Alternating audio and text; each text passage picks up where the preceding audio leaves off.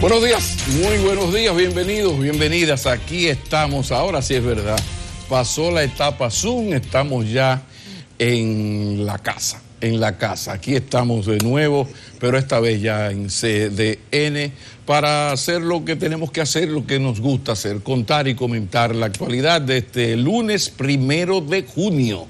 Llegó junio, así sí es verdad que estamos ya 34 días de campaña y contando. Muy buenos días, Rodríguez, caramba, mis respetos. Buenos días, amigos televidentes. Bueno, con junio se inicia el mes de la mitad del año, el sexto mes del año. Con esto del confinamiento y de la cuarentena, he escuchado a alguna gente decirle que hay que irle tumbando estos últimos 3 meses. O sea que no lo han vivido. Y que si esto sigue así, el 2020 le van a poner un asterisco, porque realmente no se ha vivido a plenitud. Pero en el sexto mes del año, el día 1, se inicia la temporada ciclónica. Veo que Adis Burgos tiene algo de la temporada ciclónica. A propósito, Adis estará desde su casa, ella seguirá, allá la vemos con Zoom. Lo que iba a decir antes del saludo de Adis, Pablo, es que la temporada ciclónica que pinta activa, muy activa, tiene un huracán, el 7º, adivina cómo se llama. Por favor. Gonzalo. ¿Te imaginas? Bueno, es el 7º. Yo sabía, yo supe que Peralta estaba en conversaciones con la Organización Mundial de la Meteorología. Por ahí era que iba la cosa, ya me enteré. Que por cierto, Nelson, díganme si Adis ya conectó con nosotros, si fue posible. ¿Está ahí Adis? Sí. Pero por favor, informar, porque yo comienzo el programa, no menciono a Adis porque tenemos un problema técnico con Adis, pero resulta que el problema técnico con Adis se resolvió. Y Adis sí está ahí y mucha falta que nos hace porque tenemos tiempo que estamos al ladito de ella, pero algo es algo, así que bienvenida Adis, y perdón, no es mi culpa, no fue mi culpa. Bienvenida. No, aquí estamos, y bienvenidos al estudio, familia, bienvenidos. Yo sigo en cuarentena para comentarle a la gente solo por un tema protocolar. Recuerden que luego que estuvimos en Chile, pues es un país con muchos contagios, un alto nivel de contagio, pues es protocolar, entonces que yo ahora esté temporalmente haciendo la cuarentena. Pero estamos bien, gracias a Dios, y de paso invitarles, porque hoy a las 7 de la noche es el trabajo especial que resume ese recorrido, esa crónica de qué hay detrás de un vuelo humanitario, y queremos invitar a que usted ponga eso en su celular, póngalo en un timbre, un despertador ahí, una alarma, para que no se pierda esa entrega, porque hay muchísimo que ver, De paso, rapidito les digo, es uno de los viajes ahora mismo más concurridos, más buscados, el viaje ilegal hacia Chile, así que usted tiene que saber qué hay en esa ruta de por medio. Buenos días, Pablo, buenos días, entonces, Nelson, despertando ahora la realidad. Eso esta noche a las 7, el programa. Esta noche a las 7. A las 7. Es esa crónica de viaje humanitario hacia Chile. De verdad que no se lo pueden perder. Yo aprendí muchísimo. Quiero poder compartir eso con ustedes. Bien, ya lo veremos. Como Adi explica, ella está en cuarentena, un problema de protocolo. Estuvo en Chile, que la cosa está que arde en Chile, señores. Ya Chile llegó ayer a más de 100.000 casos y pasó de las 1.000 muertes. Y eso mayormente después que abrió la economía, se pusieron de contento y marcha atrás. Entonces, Adis, estaremos nosotros aquí, tú allá, pero es como si estuviésemos juntos. Eso de viajar, hay un protocolo, ya vi que lo hicieron público, la gente cuando viaja, cuando llega, va para los dominicanos, para los turistas, que hay que cumplir una etapa. Muchos, si presentan algún síntoma, fiebre, tienen que hacer una cuarentena. Es un problema del retorno. Ahí yo veo que en España, que parece viene y va a seguir la situación de alarma, así es como ellos le llaman, todo el que llegue vía aérea de España tiene que hacer una cuarentena obligatoria de 14 días. O en su casa o en un lugar de confinamiento. Imagínense cómo es que se va a reactivar el turismo con una situación de ese tipo. Pero aquí estamos, haremos un esfuerzo el señor Maquina y yo para estar diario todos los días aquí de manera presencial, ahí se puede decir, llevándole a enfoque matinal. Rimó, presencial matinal. Dele para allá, Maquina. Bueno, lo cierto es que, no sé tú, pero yo me siento raro, no sé si se nos nota, pero todo este tiempo. Yo estoy acotejando hace rato y esta silla no me cuadra. Porque, déjeme decirle que uno se queja. Uno se queja de esto, pero eso de usted hacer el programa desde su casa en pantalones cortos, manchados y descalzos, es una cosa maravillosa. O sea, es verdad que la imagen no es la mejor.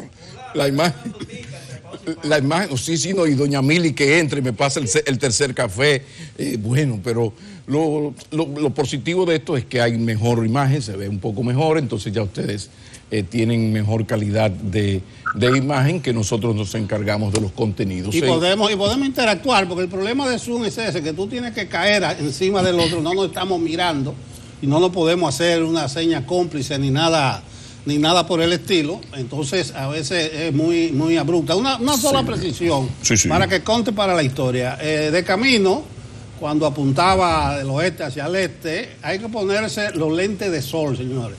Es un solazo que hay ahí afuera. ¿Y a qué viene eso? Que meses atrás uno llegaba aquí con las luces del vehículo encendidas porque era totalmente oscuro. ¿Y cómo es que ahora a las 6:20 hay un solazo y antes a las 6:20 estaba oscuro y había que encender las luces? Algún candidato tendrá que poner eso en su programa de gobierno. Cambiaré la hora. Pero es un problema de economizar energía, porque no es posible lo que pasa hoy a las 6:20 que lo que pasaba hace unos meses cuando estaba oscuro. Lo dejo así, pero es de las cosas que no se entienden en mi país, pero que son lógicas.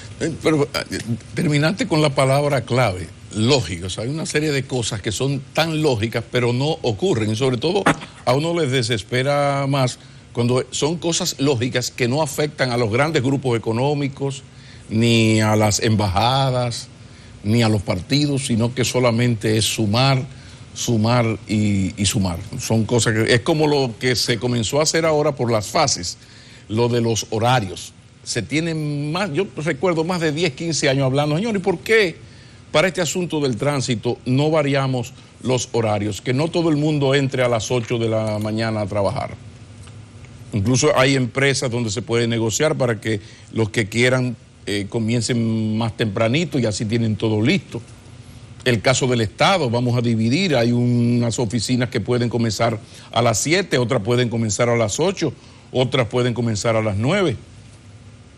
Años, esos son temas que se ponen en los medios y uno vuelve y habla. Uno tiene 30 años en esto, la misma cosa. Pero es tan difícil. Bueno, pues lo cierto es que no lo hacemos. Ahora nos ha obligado a algo parecido a ello, igual que lo que significa el teletrabajo. Esto del COVID es una maldición tan terrible que algo bueno va a traer, y es que nos hemos dado cuenta de que mucha gente puede trabajar desde su casa, y es un alivio para todo el mundo, para el empleado, para el trabajador, para la empresa, porque es un asunto de espacio físico, de agua, luz, telecable y todas estas cosas. Entonces, ojalá que, siguiendo a Nelson, seamos más lógicos, esa es la palabra, lógicos, sobre todo cuando son cosas que no afectan ni a las embajadas, ni a los 10 grupos de poder que quitan y ponen gobiernos, ni a los 3 partidos del sistema. Pero bueno, el asunto es sencillo. Si lo tuyo no es la argumentación, tú te vas por la donación. Y es lo que ha hecho el candidato Gonzalo, es lo que ha hecho y le ha dado resultados. De repente llegó el tiempo inevitable de los debates. Sí, pero en el caso de los debates hay un asunto histórico, y es que el que está arriba no debate. Esto no tiene que ver con la capacidad o incapacidad, lo brillante o no brillante, lo brillante o opaco que sea un candidato. Tiene que ver con el posicionamiento en el momentum electoral. Y hay historias, por ejemplo, ustedes no pueden decirle regatearle al doctor José Francisco Peña Gómez su formación política, su experiencia política en aquel año de 1994. ¿Y qué dijo Peña en 1994 cuando le hablaron de debatir con ese joven que ya tenía prestigio de jovencito, pero muy brillante, que era el profesor Leonel Fernández? No, yo no debato con peso welter. No. Si alguien sabía que Leonel Fernández, en términos de formación, nunca ha sido un peso welter, yo está hablando uno de sus alumnos del año 82, que ese señor le recomendaba libros hace 1000 años, ¿no? Ahora, ¿por qué Peña hizo eso? Porque Peña estaba arriba y porque yo voy a arriesgarme a ir a un debate con el señor joven Fernández, 40 años en ese entonces, 39, 40, no, menos, perdón, 37, 38 años, si yo ahí solo puedo perder. No hay ninguna posibilidad de ganar. Y ese fue el argumento del doctor José Francisco Peña Gómez. Porque además todo esto y todo lo que se puede conversar de debate tiene que ver con que el no asistir a un debate aquí no te resta intención de voto, popularidad. Hay ya países con una gran cultura política de debates que sí te afecta. Estados Unidos, que todo comenzó por Estados Unidos, aquel famoso debate Nixon-Kennedy, todo comenzó. La comunicación política viene de por ahí. Pero también está el caso de España. Ya en España del año 93 se hacen unos debates y ya está en la cultura. Yo quiero ver qué dice mi candidato y qué dice mi adversario. En la República Dominicana todavía, lamentablemente, eso no es así. Por eso el mismo Leonel Fernández, que se tiene como posiblemente el político dominicano que mejor combina formación académica, experiencia política con capacidad de comunicación, ese señor mientras fue presidente nunca debatió. Y a Miguel Vargas Maldonado le dijo, no, es que aquí no se conceptualiza. Bueno, pero si no se conceptualiza, profesor, mejor vaya con Miguel y cómaselo. No, ¿por qué? Bueno, porque Leonel estaba arriba. O sea, Leonel Fernández ganó en el 4 y en el 8 sin ningún problema. Incluso creo que 57%, si mal no recuerdo. Entonces, ese señor Fernández no debatió. Es que un mal demócrata. No. Es un político que se deja gobernar por los asesores en medio de una campaña, amén de que él sea su mejor asesor. Ahora toca el turno a Luis Abinader, Gonzalo Castillo y al mismo Leonel. Ahora Leonel Fernández sí quiere debatir. Pues claro, cuando tú estás en un tercer lugar, entre un 10 y un 12%, minutos más, minutos menos, y hay una tendencia que se está presentando porque Fernández viene del 17% al 10%, pues hay una tendencia a la centralización, la polarización es el término, a la polarización. Entonces Fernández lógicamente quiere debatir, es el correcto. Ahora, ahí está el asunto de un Abinader que dice, bueno, yo quiero debatir, sí, pero que vayamos los tres. Ya fíjate que ya Abinader dijo que sí, y en nuestro programa habló de eso, sí, pero vamos a ver las condiciones. En el caso de Gonzalo, te dice, bueno, el problema está en que ¿por qué no participamos los 5? Hay que equilibrar la carga, porque Gonzalo lo que argumenta es, bueno, el problema es que si somos 2 solamente, 3, estos 2 que son aliados ya para la segunda vuelta, casi inevitable, me van a entrar. Pero en el caso de Luis Abinader exige que vayan por lo menos los 3. ¿Y por qué? Adiós. Porque no es lo mismo un debate con 5 o con 3, donde está Fernández, que enfrentarse face to face al señor Leonel Fernández. Pero hay otra lectura peor. Un enfrentamiento, un debate entre Fernández y Abinader es una cosa terrible para Luis Abinader. ¿Por qué? Bueno, porque si hay algo que no se discute es que Abinader o gana en la primera o pelea en la segunda. Pero de que Abinader quede en una tercera posición, eso está prácticamente, demoscópicamente descartado. Por consiguiente, Luis Abinader tendría que enfrentar a un Leonel Fernández que 3 semanas después le va a alzar la mano en la segunda vuelta frente a Gonzalo Castillo. Entonces ahí está el asunto. Entonces son muchas aristas, ¿no? Pero quería Nelson, destacar esta parte, porque se habla mucho y cada quien, según le conviene, se pone más democrático de la cuenta. No. Esto tiene que ver con la cultura política del electorado. Y mientras aquí el no asistir a un debate no te signifique la posibilidad de la derrota, el que está arriba no arriesga. Y si arriesga en un momento determinado, cuando se van definiendo los lineamientos, se va cuidando, que es el caso de Abinader, que sabe que no debe ir, y sus asesores no creo que se lo permitan, a un debate, él y Leonel Fernández. Por ahí anda la cosa. Un debate solo Abinader y Leonel. Leonel se lo come conmigo, como dicen por el barrio. Yo le decía un tema aquí en el viernes de la posibilidad de que fracase el debate. Mencionaba también que hay aspectos de orden organizativo, no solamente esto de la tradición de los debates, del que está adelante nunca va. La gente de Gonzalo, el equipo de Gonzalo, ha manifestado por distintas vías que siente cierta incomodidad y se siente hostigado por los organizadores, por Ángel. Hay un detalle organizativo que creo no era la intención de Ángel, sino que se ha creado un hashtag a distintas vías. Queremos debate, y Gonzalo debate. Entonces, para presionar a Gonzalo. Entonces Ángel se ha hecho eco en su cuenta oficial de Twitter de muchos de esos mensajes. Y la gente de Gonzalo dice, mira, por hasta Ángel nos está hostigando y presionando.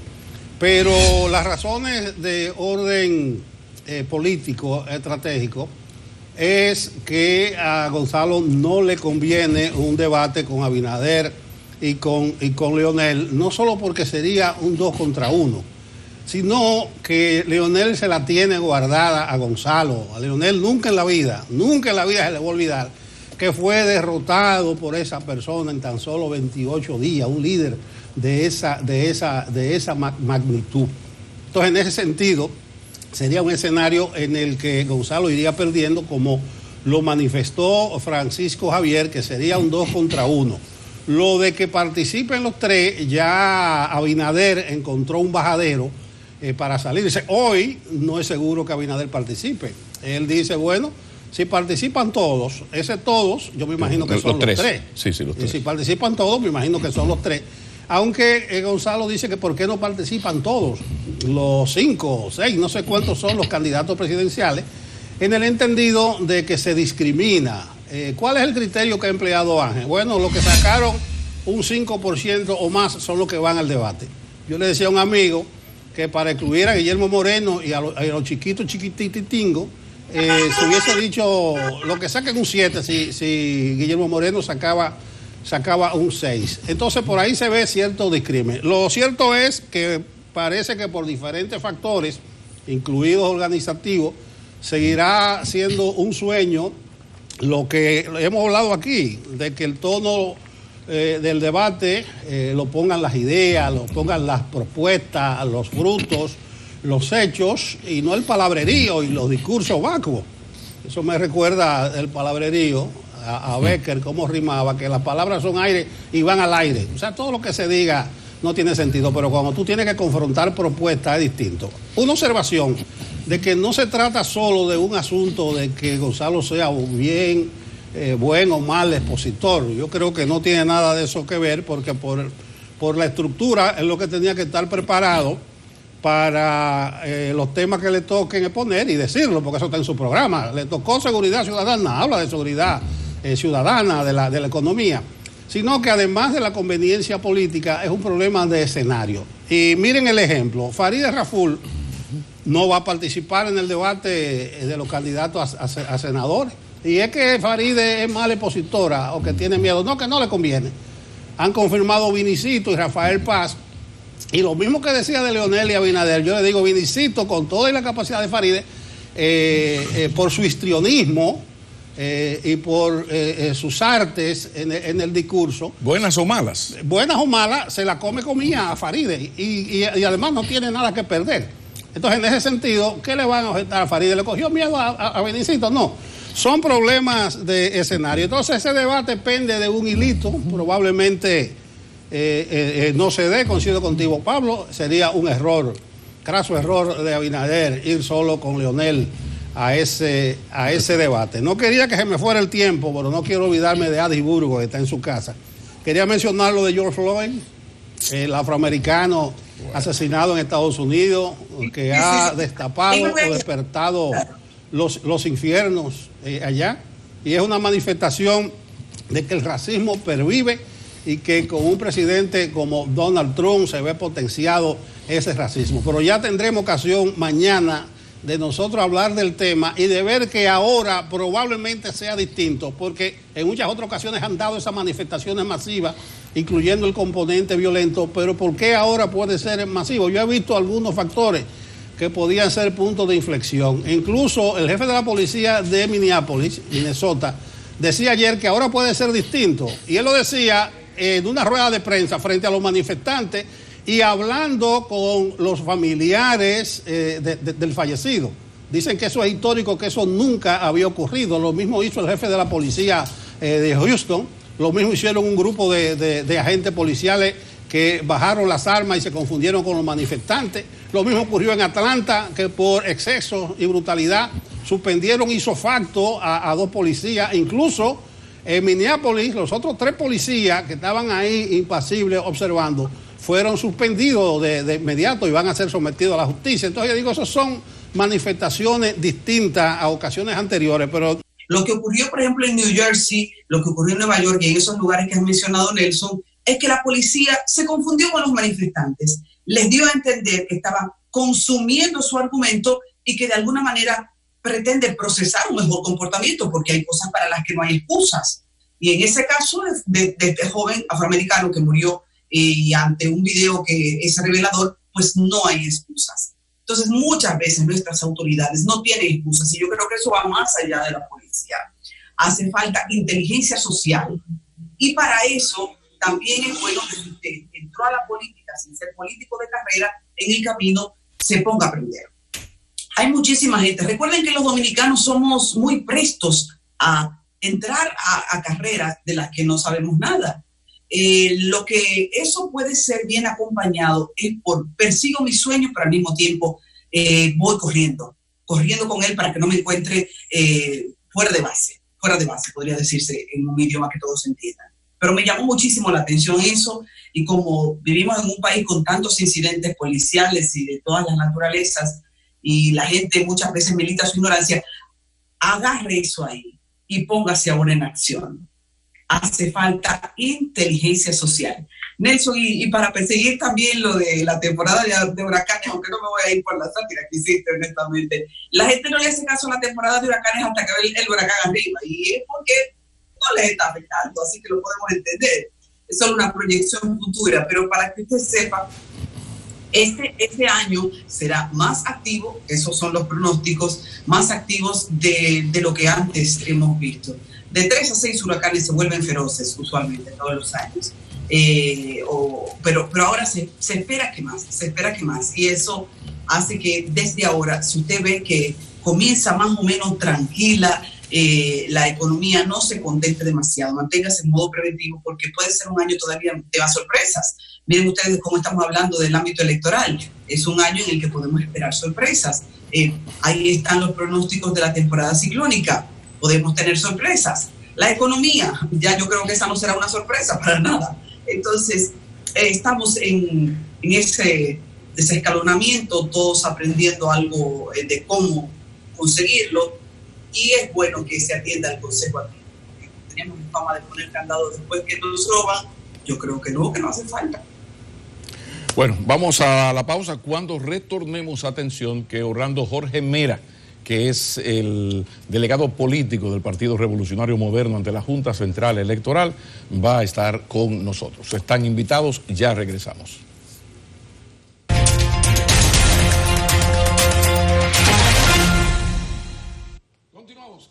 Continuamos y recibimos a Orlando Jorge Mera, el delegado político del PRM ante la Junta. Todo un placer. Bienvenido, Orlando, bienvenido.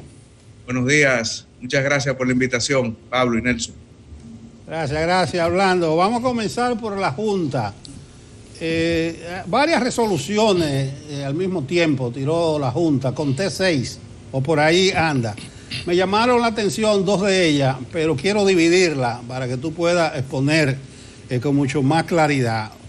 Primero te preguntaré sobre el horario de votación, que va a permanecer igual, según vi en una de las resoluciones de la Junta, y el PRM había solicitado una extensión, creo que de una hora más. Entonces la Junta desestimó esa propuesta del PRM. ¿Qué le dice eso a ustedes? ¿Simple casualidad o es que la Junta sigue con anteojera y fuerte, como dice en el hipódromo? No, fíjate, yo pienso que hay una confusión, porque la Junta lo que resolutó el viernes, entre distintas resoluciones, es el horario de la votación en el exterior. El horario de la votación en el exterior. Y en el caso particular nuestro, del horario de votación en República Dominicana, nosotros hemos depositado un recurso de reconsideración solicitando, y eso está permitido por la ley, que para estas elecciones el horario sea de 12 horas, de 6 de la mañana a 6 de la tarde, porque entendemos que con el protocolo sanitario que se va a utilizar, a implementar en estas elecciones, es necesario dar el tiempo necesario a los votantes para que puedan ir a ejercer su derecho al voto y también cumplir con el protocolo sanitario. Entonces, estamos a la espera de la resolución de la Junta que resolute sobre nuestros recursos de reconsideración. Okay. Hay muchas quejas del PRM sobre la inequidad en el proceso de campaña electoral. Se habla del tema del toque de queda como instrumento político, es decir, después de cierta hora la oposición lógicamente está en toque de queda, pero hay videos de el candidato oficial en acciones de propaganda política. Hay evidencia de todo esto. Me gustaría que nos contaras, estas evidencias han sido enviadas a la Junta Central Electoral, las quejas de ustedes en cuanto a esto de la inequidad en el proceso de campaña. ¿Cómo han trabajado ustedes esto y sobre todo reacción de la Junta Central Electoral, sobre todo en esas denuncias que ustedes hacen fundamentadas, que no es que alguien dijo, que un comentario, las que están en videos? Por favor, Orlando. Mira, Pablo, tu pregunta es muy interesante. Hay que ubicarnos primero en el contexto. La Constitución de la República Dominicana dispone que es responsabilidad de la Junta Central Electoral organizar elecciones libres, transparentes y con equidad, lo que significa que los candidatos de oposición deben tener las mismas ventajas, los mismos derechos que los candidatos oficialistas. En este caso, de manera muy particular, hemos visto cómo la pandemia lamentablemente ha sido utilizada para beneficio del Partido de la Liberación Dominicana. Hemos señalado denuncias sobre violaciones a contrataciones de compras gubernamentales por parte del Ministerio de Salud Pública y de otros ministerios, así como también hemos aportado pruebas con videos, fotografías de casos en los que candidatos oficialistas, como el candidato presidencial del PLD y otros candidatos oficialistas, después del toque de queda, hacen actividades políticas, con propaganda política, salen a las calles a entrega de alimentos, jornada de fumigación, pero con propaganda del Partido de la Liberación Dominicana y de sus candidatos. Reacción. Reacción de la Junta Central Electoral ante los videos.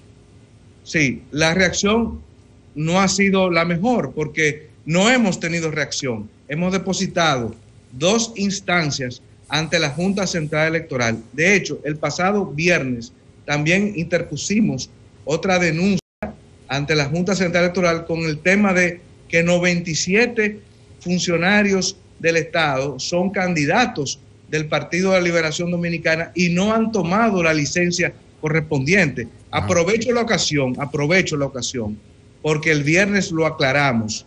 Nosotros no nos oponemos a que la vicepresidenta de la República sea candidata vicepresidencial. Lo que nos oponemos es a que ella tiene otra función del Estado, que es la coordinadora del gabinete social, y en ese sentido entendemos que ese cargo en particular, en razón de lo que establece la ley electoral, debe tomar licencia.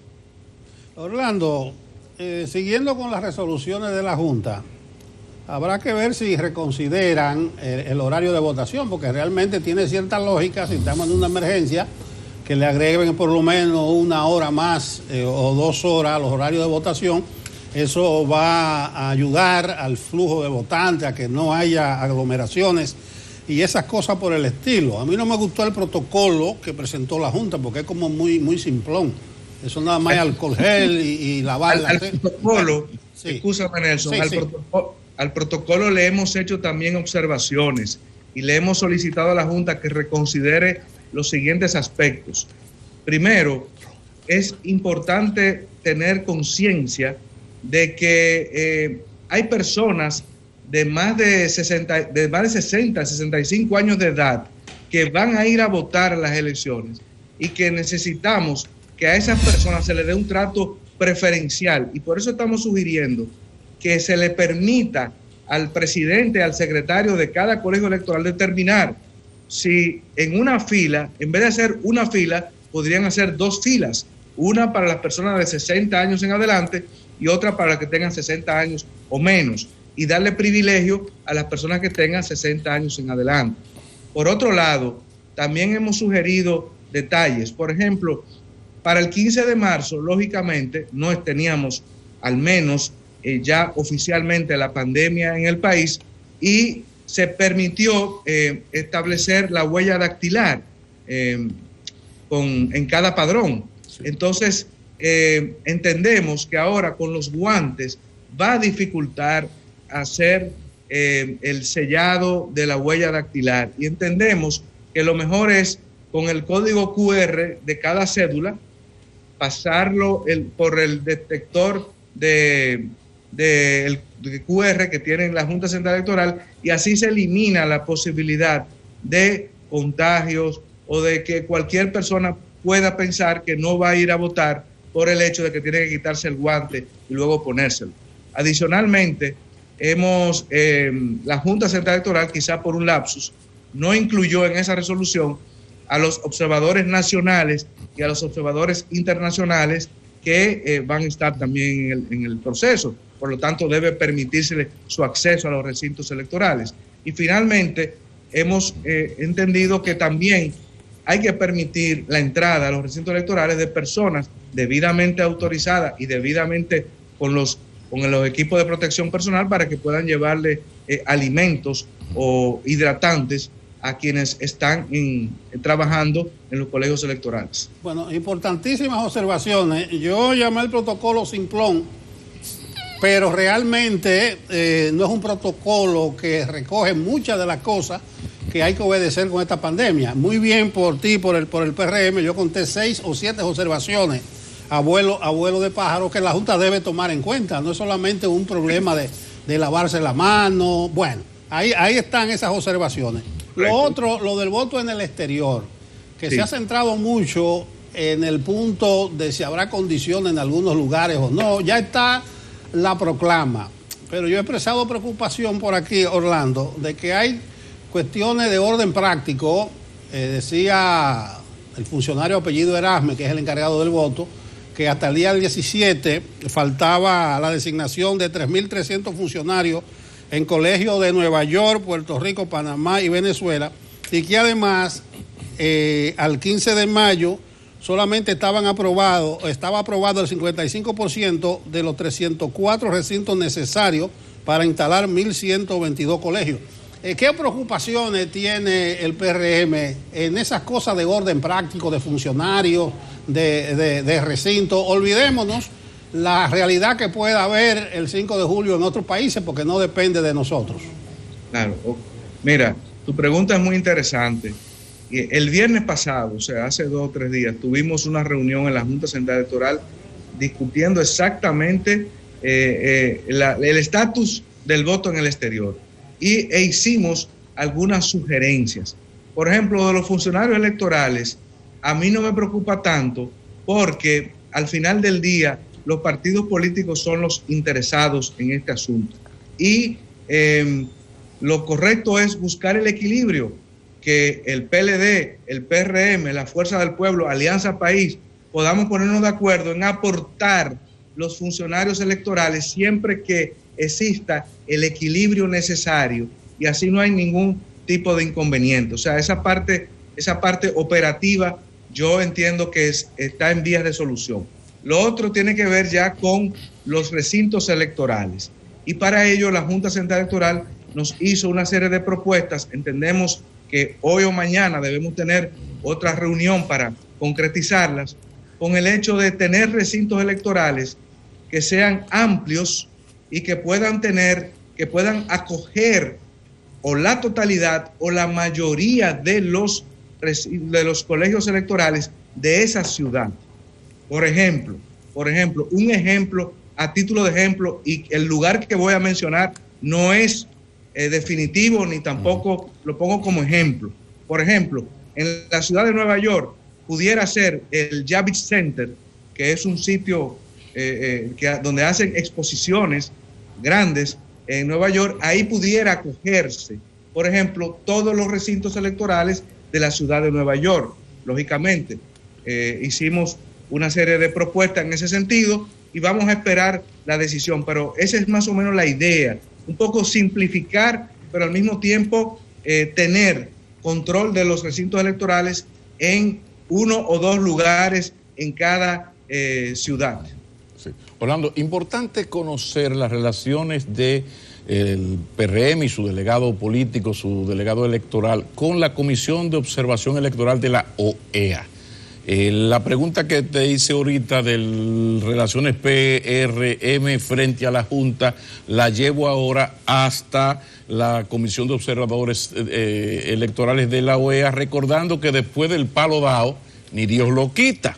Y el colofón de mi pregunta tiene que ver con la gran disyuntiva del PRM que se parece a la de la funeraria, que no quiere que la gente muera, pero quiere que su negocio sea rentable. El PRM se enfrenta a una gran disyuntiva.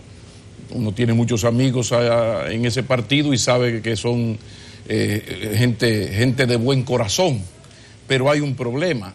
El proceso electoral, el desempeño del PLD en el gobierno se va a medir a corto plazo de aquí al 5 de julio, muy a partir de su desempeño en el manejo del coronavirus.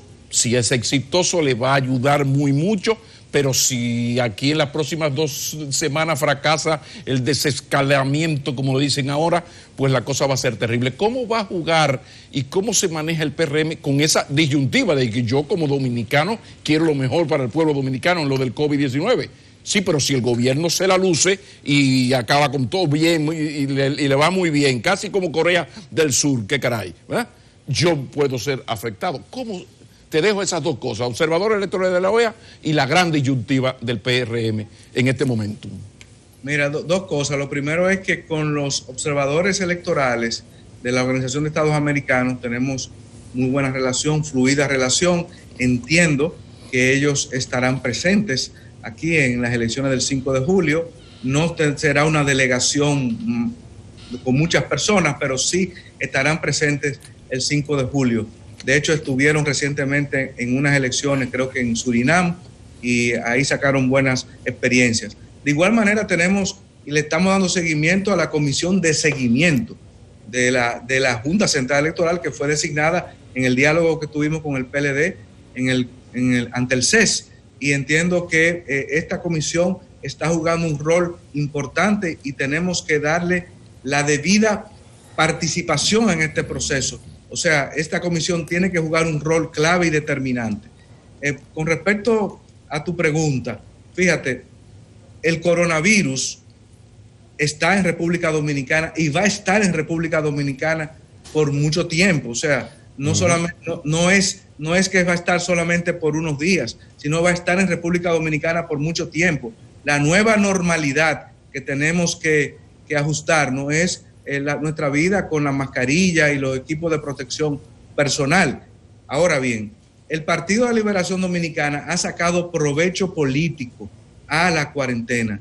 Eso está ahí, las evidencias están ahí. Sí. Y por lo tanto, nosotros entendemos que estos 12 días que quedan de estado de emergencia debería, por lo menos, a los candidatos todos los candidatos de oposición debería permitírsele salir dentro, o sea, en el espacio del toque de queda. ¿Por qué? Porque lo hace el PLD y el PLD lo hace sin permiso. ¿Lo solicitaron? No, lo vamos a solicitar. Lo van a solicitar. Lo vamos a solicitar porque el PLD lo hace sin permiso. Entonces, para que exista cierto grado de igualdad, lo vamos a solicitar y vamos a recurrir a las instancias que sean necesarias. Y en segundo lugar, definitivamente, el gobierno perdió el tiempo necesario para tomar la medida del lugar ante esta pandemia. Por lo que tenemos que entender, la pandemia ha llegado para quedarse, está luego en un estado, en vez de pandemia, será endemia, un virus entre nosotros, y por lo tanto, nosotros tenemos que protegernos de la misma. Y por ello, tenemos que dar garantías de que se puede ir a votar, como ir al supermercado, como ir al banco, como ir al colmadón, porque necesitamos dar seguridad a los dominicanos de que ir a votar es un ejercicio constitucional y determinante para nuestra democracia en los actuales momentos. Bueno, escuchándote, Orlando, me doy cuenta que habla un político de experiencia, con los pies en la tierra. Los primeros minutos los dedicamos a la Junta, obvio, el delegado político Orlando Jorge Mera ante la Junta. Ya estamos entrando en el terreno de lo propiamente político y ahí voy, porque hay decisiones que no sé si corresponden a la estrategia del candidato o de los candidatos o si la dirección del partido se involucra, pero algunas medidas como esa de poner condiciones en la emergencia debieron pactarse ahí, esa de que los candidatos activen en la noche. El asunto del toque de queda era lo único que se estaba discutiendo. No sé por qué el PRM hizo de eso una contradicción insalvable. Y parece que están teniendo preeminencia los asesores, algunos extranjeros, deduzco yo, porque no ven la política como de manera práctica como tú la estás viendo aquí. Entonces, en ese sentido, yo creo que el PRM debe adelantar y avanzar en una serie de decisiones donde se impongan la gente que tiene experiencia política y que conoce la idiosincrasia del dominicano. Esa aparente divagación es para caer en el asunto del debate. Por eso decía que no sé si es parte de la estrategia de los candidatos. ¿Qué plantea Orlando Jorge Mera o el PRM sobre la participación o no de Abinader en el debate de Ángel? Y la pregunta la hago extensiva también para Farideh Raful a nivel senatorial. ¿Qué han acordado ustedes? ¿Irá o no irá Abinader? Bueno, mira, yo pienso que Luis ha sido una persona coherente en su vida. Luis ha dicho que está dispuesto a ir a debatir, lo dijo desde antes, y por lo tanto lo único que es saber quiénes son los que van a debatir. Entendemos que deben ir todos los candidatos, digamos, el candidato oficialista debe estar presente. Entonces, a partir de ahí, tomar la decisión del lugar. Pero yo pienso que Luis siempre ha estado dispuesto a dar la cara y es una persona coherente. Por lo tanto, me parece a mí que si Gonzalo Castillo acepta ir al debate, pues Luis Abinader estará presente. O sea que la participación, como yo decía ahorita, va a estar condicionada a que también participe el candidato oficial, ¿no? Sí, porque entiendo que es lo que corresponde y es lo que necesita el país. O sea, el país tiene que contrastar las diferentes propuestas y lógicamente debe estar presente el candidato oficialista. ¿Y lo de Farideh? Porque ahí van a estar los otros candidatos a la senaduría. Mira, tengo entendido, me pareció haber tenido la información de que Farideh va a asistir al debate, pero lógicamente esto es una decisión que ella debe comunicarla. ¿Quién está manejando eso? ¿Hay un equipo de estrategia o la dirección del partido se involucra en el día a día de las candidaturas? Bueno, sí, hay un equipo de estrategia que está ayudando y asesorando. Claro, pero no vinculante, ¿no? No, pero a nivel del candidato presidencial y de los distintos candidatos del PRM. Siempre lo ha habido y ahora más que nunca. Pero ahí podemos afirmar que la última, corrígeme, la última palabra la tiene el candidato. O sea, los asesores, el partido dice que sí, que no, pero lógicamente, ¿no? Perfecto. Claro, en la historia de la lucha electoral, lo del Barrey para adentro, Barrey para adentro, ha dado resultados. La estrategia está ahí. Bosch, en la época, en el 62, aquel borrón y cuenta nueva. Luego están otras cosas, pero recuerdo ahora el Frente Patriótico. En definitiva, el éxito electoral, está el caso chileno, está el caso español, es un poco de Barrey para adentro y ya veremos. En ese sentido, los límites éticos, si va a tener alguno, del PRM a la hora de ese barrido hacia adentro. Ya se sabe que hay una alianza con la Fuerza del Pueblo, que es el PLD hasta octubre, ¿no? Entonces, sí. ¿Cómo se va el PRM a manejar eso a partir de la historia del 62, Bosch, el mismo PLD, Frente Patriótico 96? A ver. Mira, nosotros tenemos nuestros principios, nuestros postulados éticos. El gobierno de Luis Abinader será totalmente transparente, va a tener sanción a la corrupción y fin a la impunidad, pasada, presente y futura. Y eso lo saben todos nuestros aliados y por lo tanto queda claro en ese sentido. Ahora, yo quiero aprovechar, porque tú has hecho unas referencias históricas y quiero también yo hacer un par de referencias históricas que para mí son importantes en los actuales momentos. ¿Te recuerdas lo que pasó con Horacio Vázquez en 1924 cuando intentó hacer una tercera reelección? Lo que se produjo para la República Dominicana, tuvimos la dictadura de Trujillo, 30 años. Exacto.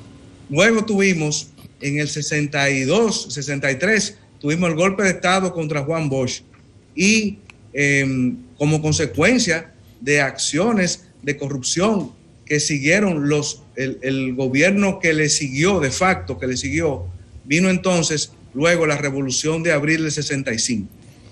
Hago esas dos referencias porque nosotros estamos actualmente en un momento muy determinante y clave de nuestra democracia.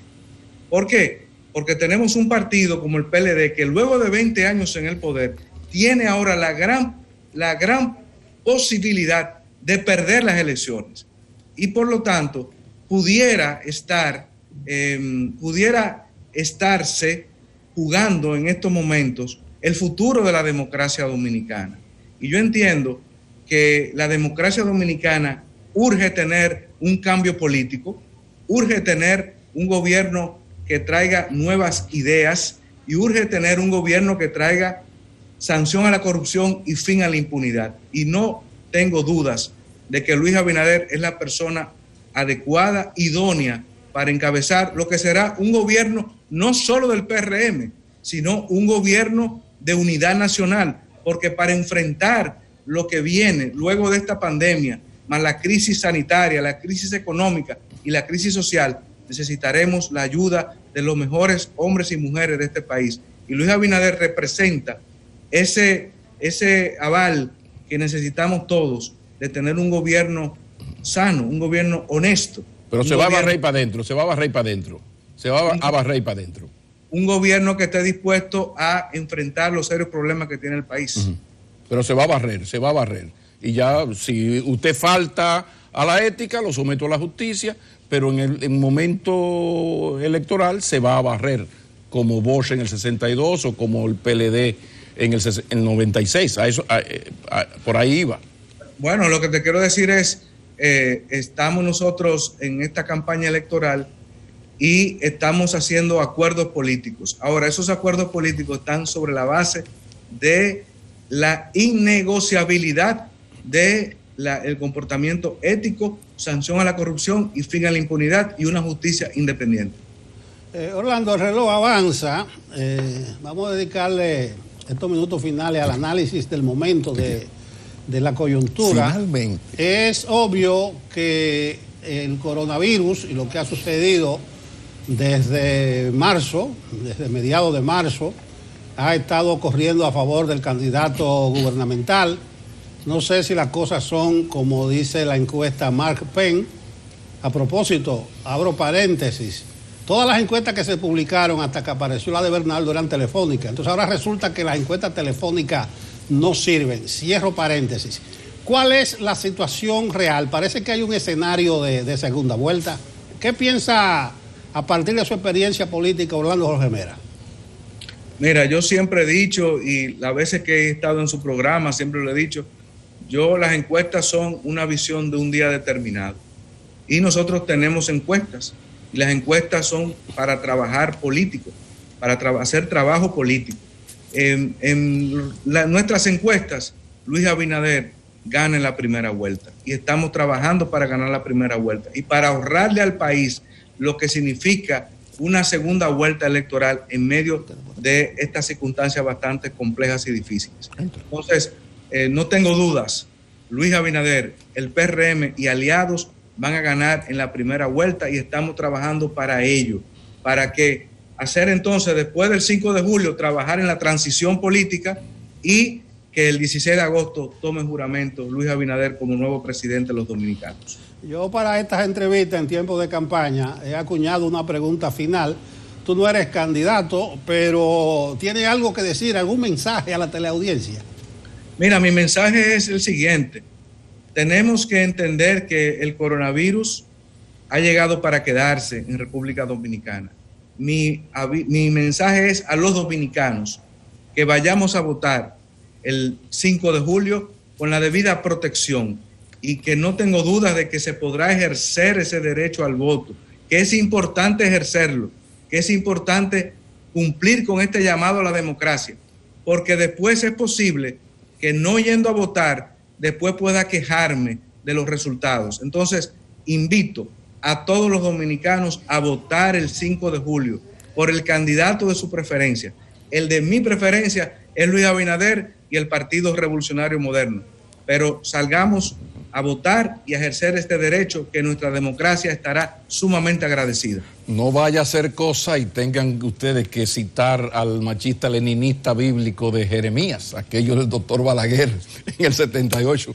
Muchísimas gracias a Orlando Jorge Mera, el delegado político del PRM ante la Junta Central Electoral. Vamos a una breve pausa. Gracias, Orlando. Luego.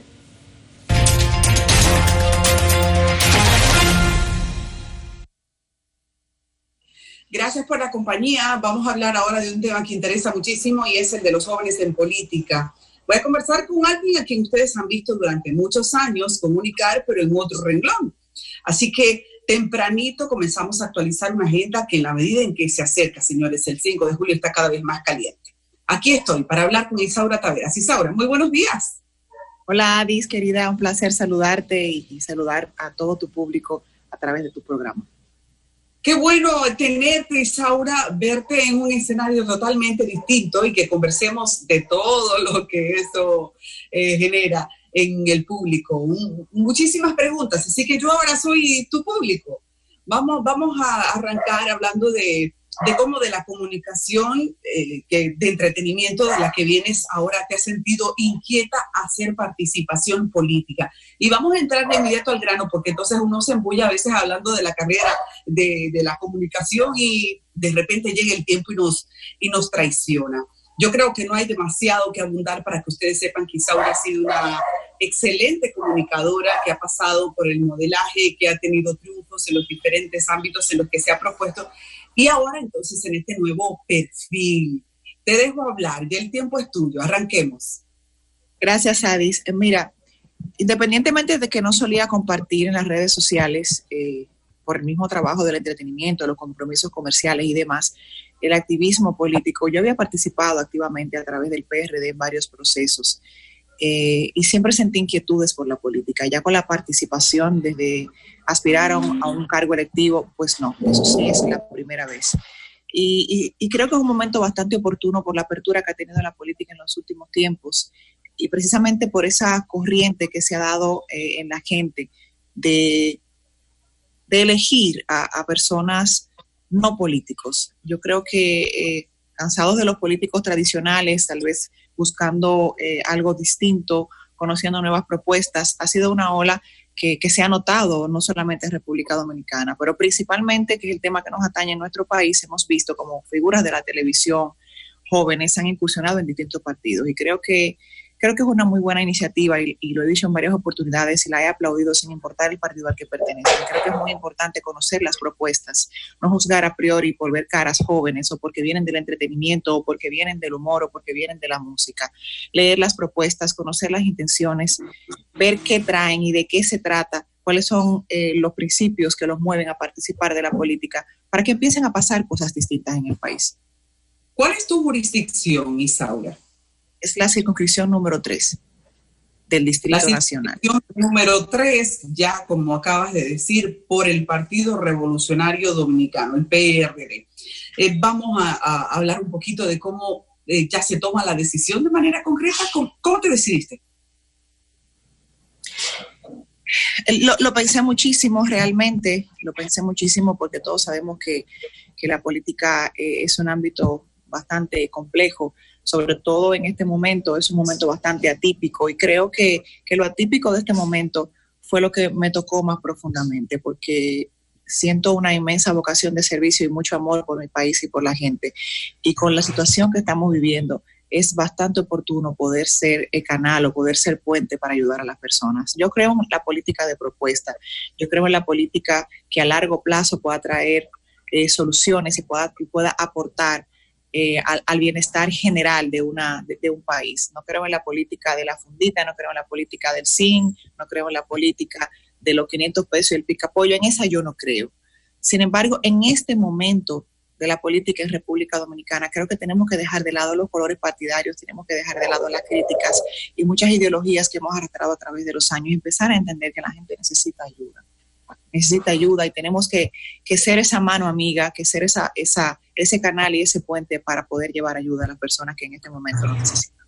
Tendrás un tiempo récord para conseguir posicionar esa propuesta, así que quisiéramos saber de forma ágil en qué consiste tus ideas.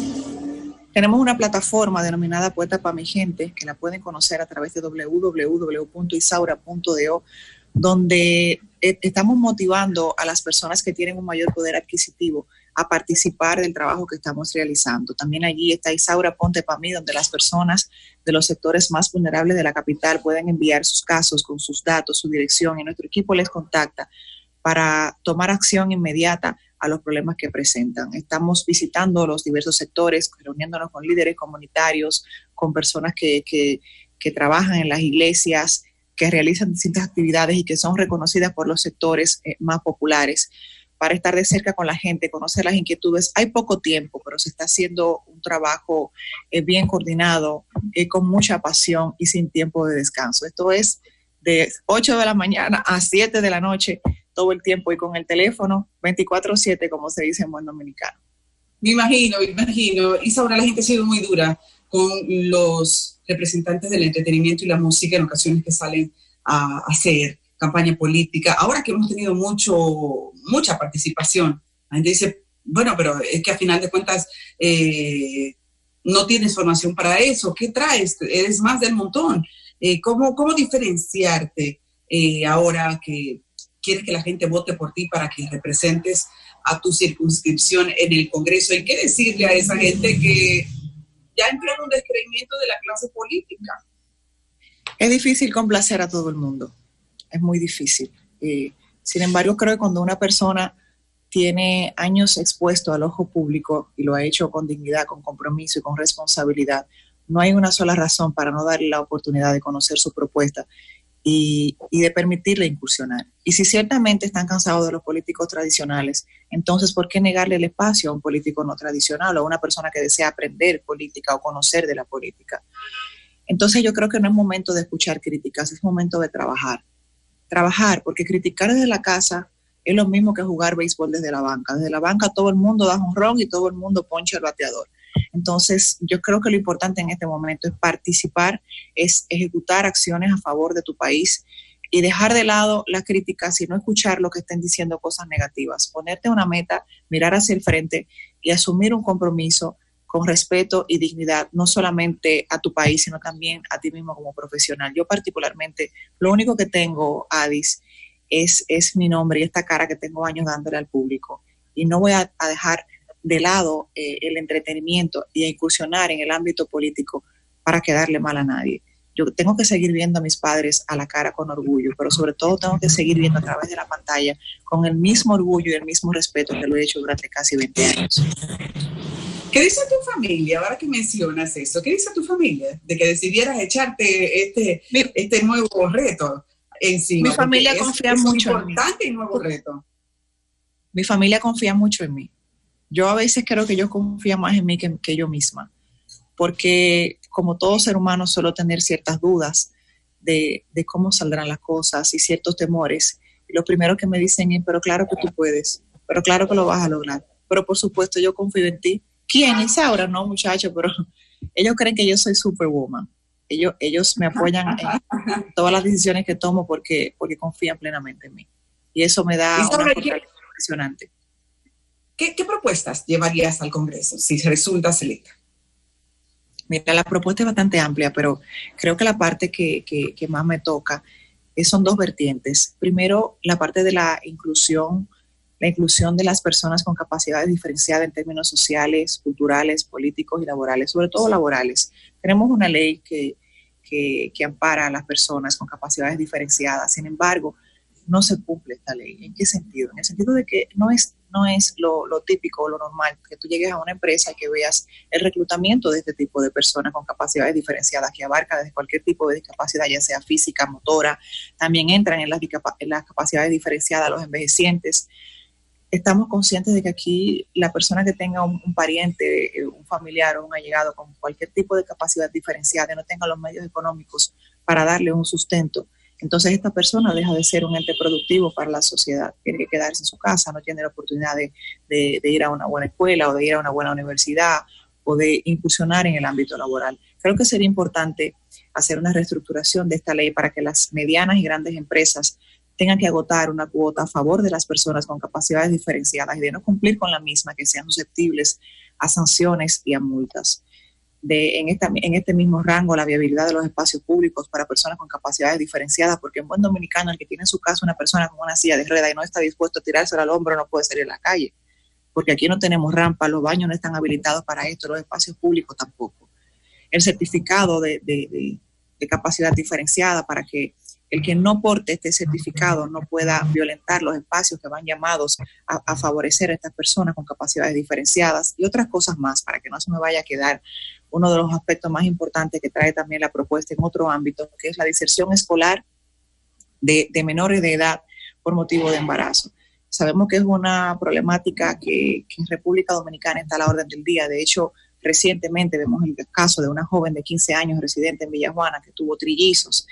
Y hemos empezado a ver esto como normal. Sin embargo, es un problema digno de prestarle atención, porque automáticamente una joven de 13, 14, 15, 16 años se embaraza y deja la escuela. Ya es una profesional tronchada, es una mujer que va a tener que quedarse en casa criando a los niños, llena de precariedades. Todo el mundo quiere disfrazarlo porque la bendición de que tiene 3 niños o de que tuvo un niño, eso es lo más maravilloso. Claro que sí, pero todo tiene su hora, todo tiene su tiempo, y creo que la implementación de políticas públicas para poder orientar en las escuelas sexualmente a estas jóvenes, independientemente de que dan educación sexual en algunas escuelas, no lo dan con la entereza, con las bases y ni siquiera con los maestros que tengan la verdadera preparación para dar esta orientación, y que a través de los consultorios médicos de las escuelas se planifiquen las jóvenes, que exista una planificación para postergar el mayor tiempo posible que las jóvenes se embaracen y que tengan que dejar de estudiar por esta razón. Isaura, la juventud y las mujeres, no hay ninguna discusión de lo que representan en el padrón electoral, y quiero preguntarte a propósito de esa batería de comunicadores que ahora va a participar en las elecciones del 5 de julio. La gente a veces cree que todo es producto de una improvisación, pues para nada, en la política se improvisa muy poco y detrás hay estrategas trabajando muy duro. ¿Qué dicen las encuestas? ¿Qué dicen las mediciones que ustedes están haciendo? ¿De cuál es la intención de voto que ustedes han atraído? ¿Qué están sumando esos representantes de la farándula, la comunicación, que se están ahora metiendo en la política? Yo le explicaba, no recuerdo específicamente quién, en una entrevista que me preguntó algo parecido, me decía, pero en otro tenor, esta persona me dijo, y de repente estás en la política, y le expliqué que la palabra de repente no existe ni en la política ni en ningún ámbito, nada pasa de repente. Regularmente el que se le da la apertura y la participación en cualquier espacio, sin importar cuál sea, ya sea la política, la comunicación, el ámbito empresarial, cultural, debes buscar detrás, qué hay detrás, porque las cosas de repente y la suerte regularmente es el resultado de una estela de sacrificios y de trabajo. Eso es igual que el de repente. El de repente es el resultado de un proceso de tocar puertas y de lograr cosas. Y en el tema de las encuestas, cuando se nos hizo el primer acercamiento, sí se nos acercaron con una encuesta previamente realizada. Sin embargo, en este momento aún no me he detenido a revisar luego del trabajo que estamos realizando. Sin embargo, siento una muy buena aceptación, Adis, porque, repito, el momento atípico que vive la República Dominicana, el que llega a tu casa con la intención, primero, de conquistarte, porque creo en el voto conquistado, no en el voto comprado con preventas ni con ningún tipo de ayuda, y luego a ponerse a tu servicio para cualquier cosa en la que pueda serle útil a esta persona, a esta familia y también a su comunidad. En este momento de sensibilidad que vive la República Dominicana, regularmente bien recibido. Estamos llevando también una propuesta diferente. Y cuando digo diferente, me refiero que en la circunscripción número 3 he tratado de ver la mayoría de lo que proponen los candidatos y es más de lo mismo. Es más de lo mismo. Ya nos dicen que casi tenemos que llegar al final, pero no quiero que dejes de hacer tu llamado a la gente de la circunscripción número 3 y de paso refrescanos cuáles son los sectores que caen en esa circunscripción. Bueno, le hago una invitación a todas las personas, no solamente de la circunscripción número 3, a los de la circunscripción número 3 a que visiten nuestra página para que conozcan nuestra propuesta y a que estén dispuestos a escucharnos y abriendo las puertas de su casa sin ningún tipo de compromiso, solamente para comunicarle nuestras intenciones y el por qué queremos formar parte de la política y por qué estamos incursionando y a favor de qué podemos trabajar juntos a favor de los sectores más populares de la capital. Y a todo el país a que visiten nuestra página para que se motiven a hacer ese puente que pueda llevar una sonrisa y que pueda llevar un sustento a estas familias de los sectores de Villa Juana, Villa Consuelo, Ensanche Luperón, de Capotillo, Gualey, Chupita, La Sursa, 24 de Abril, La Ciénega, todos estos sectores que conocemos que son los más populares de la República Dominicana, los más poblados y los que tienen personas expuestas y vulnerables, sobre todo en este momento que vivimos tan atípico en la República Dominicana. Isaura, mucho éxito en este nuevo reto. Sé que la juventud tiene un valor incalculable para comenzar a generar cambios sociales que todos estamos esperando y reclamando. Así que en buena hora a todos los jóvenes en los cuales estás, que nos comienzan a dar alternativas diferentes. Te mando un abrazo, gracias por haber participado con nosotros en Enfoque Matinal y ahora es tiempo de una pausa. Buenos días a ti. Gracias a ti, Adis.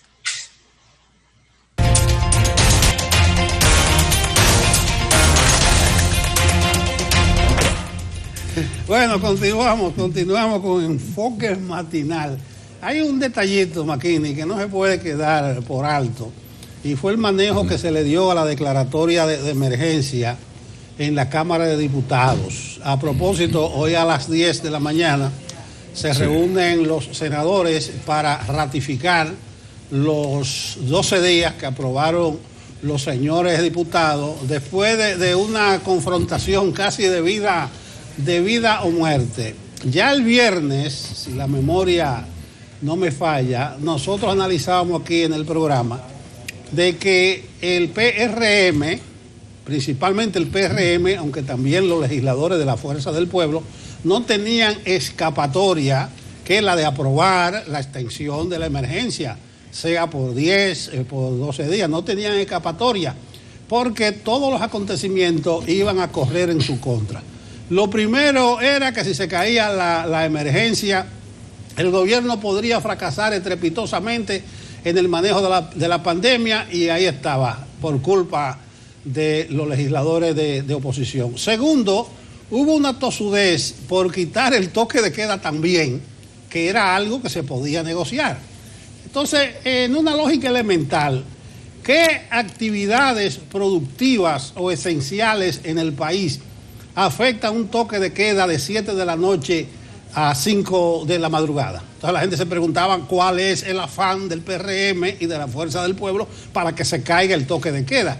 Entonces, esos fueron aspectos que pudieron haber sido negociados y no dar la sensación de que le doblaron el pulso a los legisladores de la oposición, porque entre los acontecimientos que corrían en su contra es que la situación y esa posición tosuda alineó a importantes sectores de la sociedad con la posición del gobierno, que debe mantenerse la emergencia, etcétera, etcétera. Entonces ustedes ven cuánta torpeza. Incluso Jorge Mera, Orlando, nos daba una idea a su momento que podía haberse negociado en el horario del toque de queda alguna dispensa o el establecimiento de un protocolo para que los partidos en horario nocturno, ya que estamos a escasamente un mes de los comicios, pudieran desarrollar algunas actividades con lo que se equiparaban con el candidato oficialista que no tiene horario de toque de queda, por decirlo de alguna manera. Entonces hubo un mal manejo. Por eso yo apelaba y le decía hace un momento a Orlando que hay que manejarse con la idiosincrasia, con el sentir de este pueblo, y hay que tomar decisiones políticas, Maquito. Bueno, lo que pasa es que hay también que aprovechar. Por ejemplo, la oposición tiene un momento feliz en la medida en que ya hay que negociar con ella en la Cámara de Diputados. Entonces, la oposición tiene el problema de que el candidato oficial le ha ido comiendo los caramelitos porque la campaña pasó de la argumentación a la donación, al acompañamiento. Y en esto se han cometido irregularidades que hablaba Orlando Jorge Mera. Pues por consiguiente, mire, señor gobierno ejecutivo, tú quieres este estado de emergencia por 25 días. Ven, vamos a sentarnos aquí. ¿Qué yo puedo exigirle al gobierno en compensación para aprobarle este estado de emergencia que disminuya un poco la inequidad electoral que se está dando? Entonces yo me siento contigo y vamos a negociar. A mí me parece brillante que Jorge Mera plantee eso, pero que se debió plantear hace 2 llamados, en el sentido de, ok, perfecto, en la medida en que el candidato oficial, sus equipos están trabajando después del toque de queda, a partir de que es el candidato oficial y se está faltando a esto, pues ven, dame una dispensa a mí, dale una dispensa a mis equipos para que puedan hacer lo mismo. Y como eso hay muchas cosas que la oposición lo que tiene que hacer es aprovechar que gracias a la Fuerza del Pueblo, ahora Fuerza del Pueblo y PRM, le cierran el juego en la Cámara de Diputados al gobierno. Pues ahí, ya que la Junta Central para lo que alumbra apagada es que luce, porque ustedes ven cómo se presentan evidencias y videos y nada pasa, bueno, ok, perfecto, que se entere el país de esto, pero mientras tanto yo para aprobarte ese estado de emergencia necesito esto, porque el gancho que le tiró al gobierno a la oposición con esto de no aprobar el estado de emergencia fue grande, porque pobre de la oposición sí enfrenta el estado de emergencia y hay un rebrote. Pero quede ahí el consejo. Creo que la oposición tiene que aprovechar el nuevo momentum, el nuevo escenario que en el Congreso creó el surgimiento de la Fuerza del Pueblo, es decir, negociar cosas con el gobierno que las encuestas lo están presentando, le está comiendo los caramelitos el candidato oficial a partir de este cambio que generó en la campaña electoral la llegada del coronavirus. Tú hablas de gancho. Yo decía el viernes que los 25 días del gobierno era una carnada, eso era muy evidente. E incluso me sorprende, por eso que yo creo que hay muchos en la oposición que están dando tumbos, la genialidad del diputado Merán, que es vocero de la Fuerza del Pueblo. Ayer él salió que eso de los 25 días era un gancho del gobierno para que se cayera el estado de emergencia. Entonces tú te das cuenta de la lógica. Si él sabía de antemano que eso era un gancho del gobierno, ellos no podían entonces coincidir con el discurso del gobierno y tratar de que la emergencia no siguiera. Entonces hay un discurso que tiene como tan poca lógica, tan elemental, que uno no entiende cómo políticos de larga data te razonan así y pensando como que la gente entiende eso. Dice la Fuerza del Pueblo que los 25 días de emergencia fue una estrategia del gobierno para que se cayera la emergencia, pero peor aún, dice Merán que el gobierno tiene unas estadísticas oficiales por ahí guardadas que evidencian que no se está diciendo la verdad del coronavirus, que está muy malo. Entonces, si se caía la emergencia, el gobierno iba a apelar a las estadísticas, según él, que son oficiales, para demostrar que el coronavirus está comiendo a este país. Miren qué enredo, qué discurso. Bueno, por eso que le están comiendo la caramelo. Mientras tanto, la tasa de letalidad, porque Tatica, la de Higüey, existe, ya está en 2.90. Mientras tanto, los casos activos por primera vez disminuyeron en una gran cantidad, de 8.853 a 6.224. Esos son unos 1.629 casos menos. Y esas no son buenas noticias. Que venga la Virgencita de la Altagracia y nos siga amparando. La doctora Pérez Melo quiere hablar contigo. Está ahí esperando. Nuestra amiga. Pero agrégale la positividad de la prueba, que está en 18%. O sea, de cada 100, solo 18 salen positivos. Entonces, ni modo. Bueno, la Marpen dice que un 68% de la población dice que la labor de Danilo y del gobierno frente a la pandemia es efectiva. Entonces, aparentemente les están comiendo los caramelos. Pero déjeme hablar, Maquini, un poco con Rosa Pérez Melo. Es toda suya. Adelante, Valor. Enteramente mía. ¿Cómo estás tú? Bien. Hola, ¿cómo se sienten? Un placer escucharlos. Muy interesantes los comentarios. El placer es nuestro. Vamos a hablar de garantías mobiliarias. Ese es tu tema. Así es, de la ley 45-20 sobre garantías mobiliarias, que es considerada uno de los remedios económicos frente a la crisis del COVID-19 para especialmente las MIPYMES. Bueno, explícanos qué relación podemos buscarle a la ley de garantías mobiliarias y el COVID-19. Sí, justamente la ley 45-20 fue promulgada el 10 de febrero de este año. Y lo que hace esta ley es que permite el uso, la ampliación del uso de bienes muebles. El uso de bienes muebles como garantía de crédito, especialmente para las MIPYMES. ¿Qué quiere decir esto? Que ahora, producto de esta ley, que si bien fue fallada por promulgada el 10 de febrero, va a entrar ya en vigencia a partir de 10 meses. Después del 10 de febrero, es decir, que la tendríamos aproximadamente disponible para diciembre. Imagínese una pyme que ya sabemos que uno de los principales problemas que tienen las MIPYMES en República Dominicana es el acceso al crédito. Y las pymes, es decir, las MIPYMES en República Dominicana representan el 4% de los empleos, es decir, producen el 54% de los empleos en la República Dominicana. Y voy a comenzar también planteándole y diciéndole qué es una MIPYME. Y la MIPYME tiene una clasificación según la ley 187-17. Cuando hablamos de una MIPYME la tenemos que clasificar en empresas de subsistencia, en empresa de acumulación, pequeña empresa y mediana. A eso nos referimos cuando hablamos de MIPYMES. Una empresa de subsistencia es aquella que anualmente, de ventas brutas, solamente produce hasta 600,000 pesos y tiene 2 empleados. De acumulación, hasta 8 millones y tanto de miles de pesos en ventas brutas y tiene hasta 10 empleados, es decir, de 2 a 10 empleados.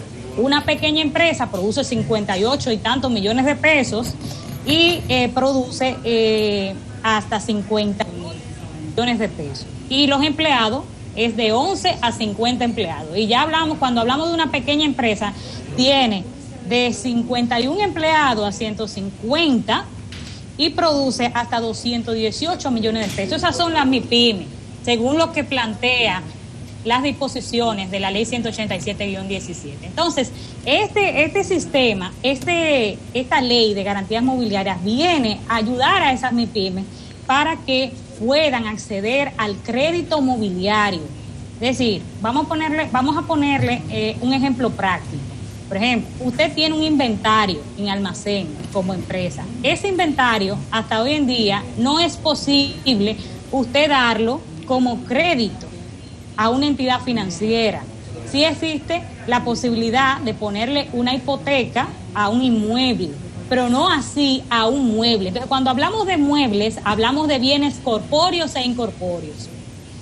Bienes corpóreos es, por ejemplo, si usted tiene en su empresa una computadora, tiene una maquinaria pesada, tiene también un título, valor, todo eso, su derecho de propiedad intelectual, ese nombre que llama muchísimo la atención, todo eso no era posible ponerlo en garantía. Entonces ahora cuenta a disposición, y por eso se exige un aceleramiento para la implementación del reglamento, porque con esta ley te va a permitir esos muebles que tú tienes, esa computadora, ese escritorio, todo lo que está dentro, que forma parte del inventario y de los bienes muebles de tu empresa, de ponerlo en garantía a través de las entidades bancarias. Es decir, va a haber la posibilidad a través de un contrato de garantía mobiliaria de que usted lo que tiene en su empresa, el inventario de almacén, y los mobiliarios que tienen, lo ponga en garantía, tasas preferenciales. ¿Y cómo se va a hacer esto? Y es importante que usted esté atento, porque ya en diciembre, a más tardar, tiene que estar implementada, es decir, tiene que estar circulando. ¿Cómo se va a hacer esto? A través de un sistema integrado de garantía. Este sistema va a ser un sistema electrónico, totalmente electrónico, en el cual usted va a registrar ese contrato de garantía mobiliaria en el sistema, y a su vez ese sistema al acreedor privilegiado, al acreedor le va a emitir un certificado, que ese va a ser su título valor, su garantía. El sistema resulta una protección para los acreedores, porque si bien en República Dominicana existen, porque esto se parece mucho a las casas de empeño, si bien en República Dominicana existen esas casas que muchos creen que se manejan de manera informal, pero no, estas casas de empeño están regidas por la ley 387 en República Dominicana. Este viene a ser un sistema automatizado donde el acreedor tiene seguridad jurídica porque se le emite un certificado. Dentro de esa, también, no todos los muebles se pueden dar en garantía, según lo que plantea la ley, porque en el caso, por ejemplo, de los buques, de los barcos, ellos tienen su propio sistema hipotecario, pero ya todos los demás, que no sean buques, barcos, es posible darlo en garantía mobiliaria. Ese proceso se constituye a través del contrato de garantía inmobiliaria y entraría en vigencia bajo las condiciones que le planteé. Las MIPYMES tienen que estar atentas, porque esta es una posibilidad al crédito, es una de las medidas financieras, y varios juristas han estado planteando la posibilidad de que se acelere el proceso y que en vez de entrar ya formalmente en vigencia, pueda acelerarse. Uno de los inconvenientes, o que todavía se tienen muchísimas cuestionantes respecto a eso, es el tema de la plataforma tecnológica, que tengo entendido que se viene desarrollando la plataforma tecnológica y el reglamento, porque toda ley, toda norma principal requiere de un reglamento para su implementación. Entonces, esos son de los puntos que están en proceso. Y a su vez esa ley plantea claramente derechos y obligaciones, tanto para los acreedores como para los deudores. Entre los derechos que tendría el acreedor a conservar ese bien, por ejemplo, esta empresa le dio a usted 3 computadoras como prenda, sí, como garantía de ese crédito. Usted tiene el derecho y tiene la obligación de conservar esos bienes. Y si el contrato, por ejemplo, no establece su uso, sino solamente su conservación, entonces el acreedor solamente tendrá derecho a conservar el bien y no.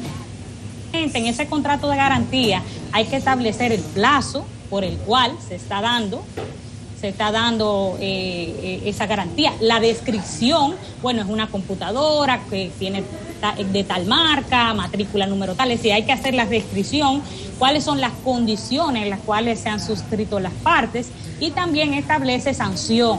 Igualmente, si el deudor no paga, pierde aquello que dio en garantía. Eso que dio en garantía puede ser vendido en pública subasta, y la ley también plantea y diseña un proceso a seguir para la venta en pública subasta de esos bienes muebles dados en garantía.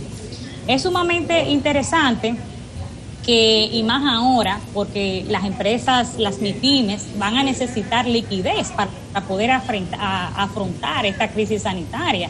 He conversado con empresarios y emprendedores que están alternativas, porque plantean que cómo van a pagar a partir de ahora de la crisis sanitaria, que ya viene siendo en julio, los salarios de los colaboradores, que cómo van a obtener crédito, porque el acceso al crédito en la República Dominicana de las MIPYMES siempre ha sido bastante complicado el acceso, y esta medida o esta ley, la 4520, lo que viene es a flexibilizar esas medidas bancarias para que a través de un sistema que maneje el Estado, ¿verdad? Un sistema donde se emitan esos certificados de garantía de un mueble, entonces se puedan las MIPYMES capitalizar a través de un crédito mobiliario. Es una implementación muy novedosa y se viene haciendo porque de manera, existe una ley que es muy parecida al tema de la casa de empeño. Si vemos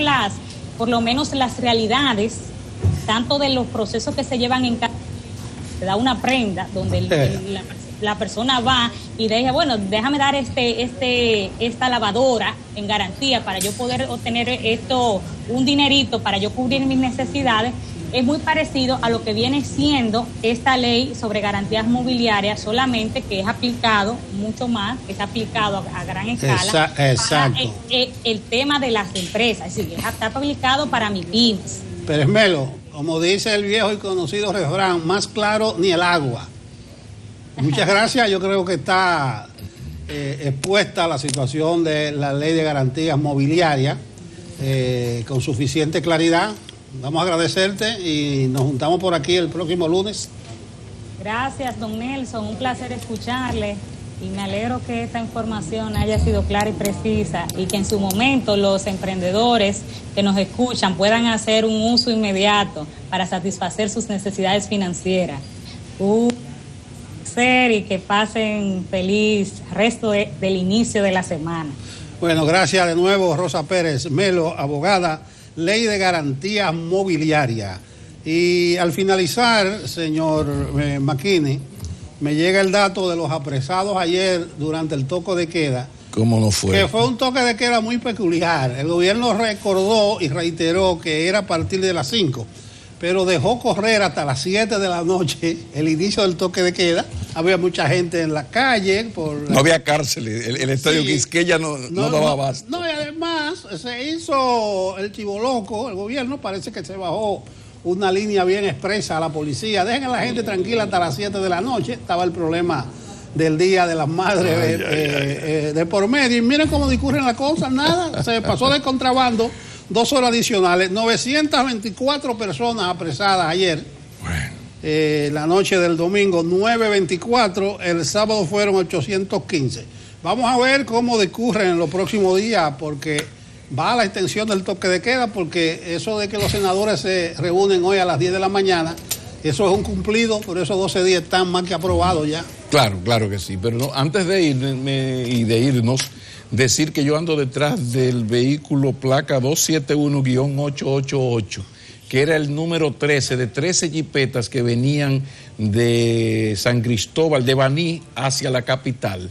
No tenían ninguna calcomanía, por consiguiente no puedo decir que era el candidato del PRM, ni del PLD, ni del PLD, pero sí que venían 13 jipetas como la Honda Diablo, alta, lo que es peor, en los momentos en que usted se le acercaba, con 3 carriles, el último que era el de esa placa, que era una Lincoln Navigator negra, pues le impedía que usted pudiera salir de estas 13 jipetas una encima de otra, una tras otra. Entonces, ese señor que iba manejando esa G271-888 se iba del carril 1 al 3, del 3 al 2, del 2 al 1, para que usted no cruzara. En más de una ocasión, con más de un vehículo, yo tengo el video, estuvo a punto de causar un accidente. Entonces yo no sé si era Gonzalo, si era Leonel o si era Abinader. Creo que tenía que ser un político, porque a quién se le ocurre en estas circunstancias andar con 13 jipetas prietas una tras otra. Entonces se lo dejo de tarea, yo veré de quién era la bendita jipeta, pero lo cierto es que si era un candidato, yo espero que no gane, porque pobre del país, si se va a comportar con la arrogancia que se comportó ese conductor de la última jipeta, si se va a comportar así desde su gobierno, que la Magdalena nos guíe a todos. Bueno, vamos a hacer el negocio, señor. Sí, como era la última de la fila, ese conductor estaba haciendo su trabajo para evitar que nadie rebasase la caravana de vehículos. Cuando hay tres carriles, usted no puede hacer eso. Y cuando hay dos, usted no puede cerrarme a mí el carril que está libre. Bueno, pueden haber 3 o 4 carriles. Si es un candidato, un político, eso se vale en este país, porque así son las cosas cuando son del alma. Por hoy, Enfoque Matinal, la invitación para mañana a las 7. Nos vemos.